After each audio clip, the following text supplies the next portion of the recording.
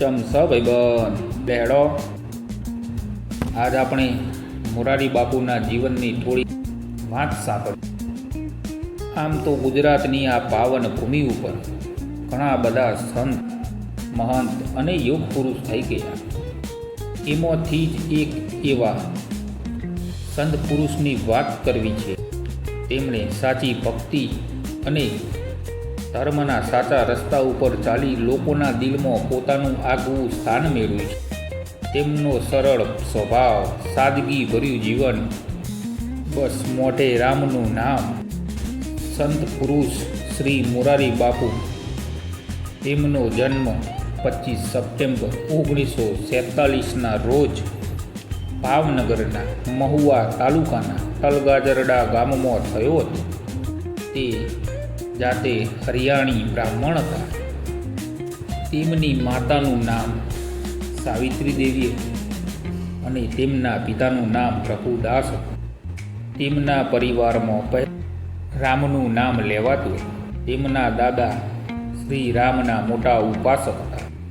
જ્યારે મોરારી બાપુ સ્કૂલે જતા હતા ત્યારે તેમના દાદા રામાયણની પાઠ ચોપાઈ મોઢે તૈયાર કરવા આપતા હતા અને આથી તેમણે જ્યાં સુધી ભણતર ચાલુ રાખ્યું ત્યાં સુધી તેમને રામાયણ કંઠસ્થ થઈ ગઈ હતી।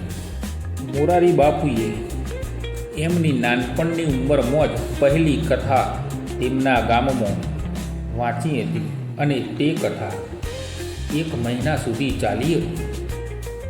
આજે ગુજરાતમાં જ નહીં પરંતુ દેશ વિદેશમાં કથાકારમાં મોરારી બાપુનું આગવી ઓળખ છે અને તે ગુજરાતમાં તો કથા કરે જ છે અને દેશ વિદેશમાં પણ તેમને કથા માટે આમંત્રિત કરવામાં આવી છે।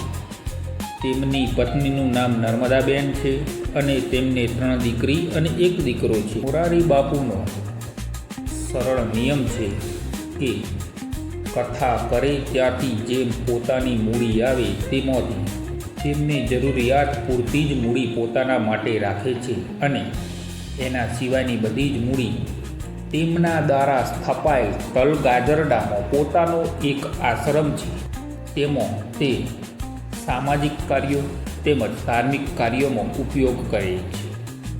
અને તલગાજરડામાં જે આશ્રમ છે ત્યાં અસ્મિતા પર્વનું આયોજન પણ કરવામાં આવે છે અને હનુમાન જયંતિના દિવસે ત્યાં તહેવાર જેવો માહોલ હોય છે। જ્યાં મોરારી બાપુની કથા હોય ત્યાં માનવ મહેરામણ ઉભરાય છે અને તે જ્યાં કથા કરતા હોય ત્યાં તેમની બેઠકના પાછળ હનુમાનજીની એક ફોટાની પ્રતિમા રાખવામાં આવે છે અને તેમનું સાદગી ભર્યું જીવન અને સરળ સ્વભાવ લોકોને આકર્ષિત કરે છે। કહેવાય છે કે મોરારી બાપુ એક શિક્ષકમાંથી કથાકાર બની ગયા। આવી જ માહિતી જાણવા માટે અમારી ચેનલને લાઈક, શેર અને સબસ્ક્રાઈબ કરો।